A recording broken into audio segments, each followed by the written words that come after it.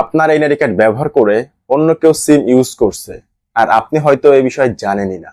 আপনার এনআইডি কার্ডে একাধিক সিম রেজিস্ট্রেশন থাকতে পারে, আর এই সিম যদি আপনি ব্যবহার না করেন সেটি যাচাই বাছাই করে অতি দ্রুত সেটি বন্ধ করা এবং ডিরেজিস্ট্রেশন করা অতি গুরুত্বপূর্ণ। আজকের ভিডিওতে আমি দেখাবো আপনার এনআইডি কার্ডের অধীনে কয়টি সিম রেজিস্ট্রেশন আছে সেটি কিভাবে দেখবেন এবং আপনার অজান্তে যদি কোনো সিম থেকে থাকে সেটি কিভাবে বন্ধ করবেন। তো ভিডিওটি স্কিপ না করে শেষ পর্যন্ত দেখতে থাকুন, কারণ শেষের স্টেপটা খুবই গুরুত্বপূর্ণ। তো স্টেপ 1 এ আমরা দেখব আপনার এনআইডি কার্ডের অধীনে কয়টি সিম রেজিস্ট্রেশন আছে। তো সেটি দেখতে হলে আপনারা চলে যাবেন আপনাদের ফোনের ডায়াল প্যাডে। ডায়াল প্যাড ওপেন করার পর এখানে লিখবেন *16001#। তো এটা লিখে সার্চ করবেন *16001#। এই কোডটি লিখে কল করবেন। এই কোডটি লিখে কল করার পর আপনাদের সামনে এরকম একটি ইন্টারফেস শো করবে। এখানে আপনার এনআইডি কার্ডের লাস্টের 4 ডিজিট এখানে বসিয়ে দিবেন। দেওয়ার পর এই সেন্ড বাটনে ক্লিক করবেন। কিছু সময়ের ভিতরে আপনার ফোনে একটি এসএমএস আসবে। তো এই যে দেখতে পাচ্ছেন আমার ফোনে একটি এসএমএস আসছে। তো স্টেপ 2 এ আমরা দেখব কোন অপরিচিত নাম্বার আছে কিনা সেটি কিভাবে খুঁজে বের করবেন। তো চলুন দেখা যাক। তো সেটি দেখতে হলে আপনার ফোনে যে এসএমএসটি আসছে ওইটি ওপেন করবেন। ওপেন করার পর এইখানে আপনি টোটাল আপনার এনআইডি কার্ড দিয়ে কয়টি সিম রেজিস্ট্রেশন আছে সেই তালিকাটি দেখতে পারবেন। তো দেখতে পাচ্ছেন এখানে আমার টোটাল 8টি সিম রেজিস্ট্রেশন আছে আমার এনআইডি কার্ডের অধীনে। তো আপনারা কি করবেন, আপনি যে সিম ইউজ করেন আপনি এইখানে আপনার সিমের প্রথম এবং লাস্টের 3 সংখ্যা দেখতে পারবেন। এই 3 সংখ্যা দেখলে আপনার ইউজ করা সিম আপনি ইজিলি বুঝতে পারবেন।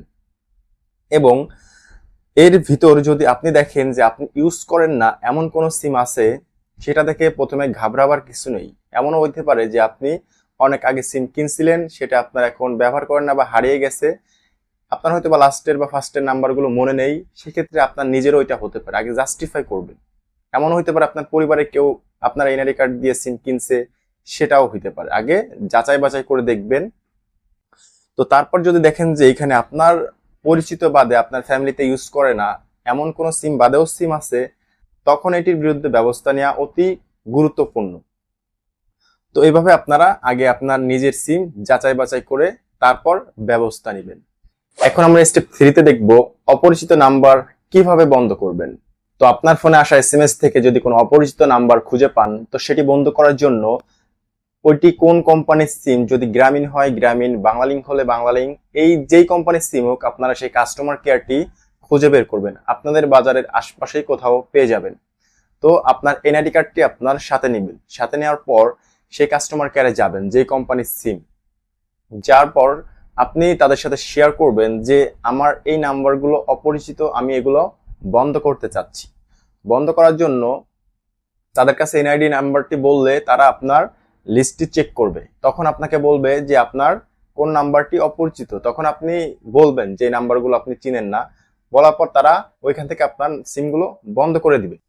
বন্ধ করার আগে আবারও ভালোভাবে চেক করে নেবেন আপনার ফ্যামিলির কেউ ওই সিমগুলো ইউজ করে কিনা। সেক্ষেত্রে আপনি মালিকানাও পরিবর্তন করতে পারবেন। তো মালিকানা পরিবর্তন করতে হলে অবশ্যই যার নামে মালিকানা পরিবর্তন করবেন তাকে সাথে নিয়ে যাবেন। তো পুরো বিষয়টি আবার সংক্ষেপে বলে আপনারা ভালোভাবে মনে রাখবেন। তো সর্বপ্রথম আপনারা আপনার এনআইডি কার্ডে কয়টি সিম আছে সেটি বের করবেন *16001# দিয়ে। এবং দ্বিতীয়ত আপনার এনআইডি কার্ডে অপরিচিত কোনো নাম্বার আছে কিনা সেটি খুঁজে বের করবেন।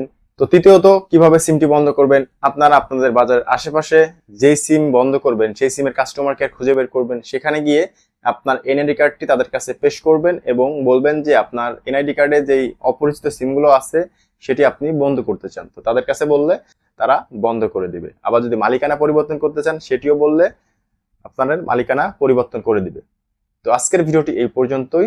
যদি ভিডিওটি ভালো লেগে থাকে অবশ্যই আপনার বন্ধুদের সাথে শেয়ার করবেন, লাইক করবেন, সাবস্ক্রাইব করে ফ্রিল্যান্সার কফিল ইউটিউব চ্যানেলের পাশে থাকবেন। তো দেখা হচ্ছে অন্য কোনো এক ভিডিওতে। আজকের মতো আল্লাহ হাফেজ।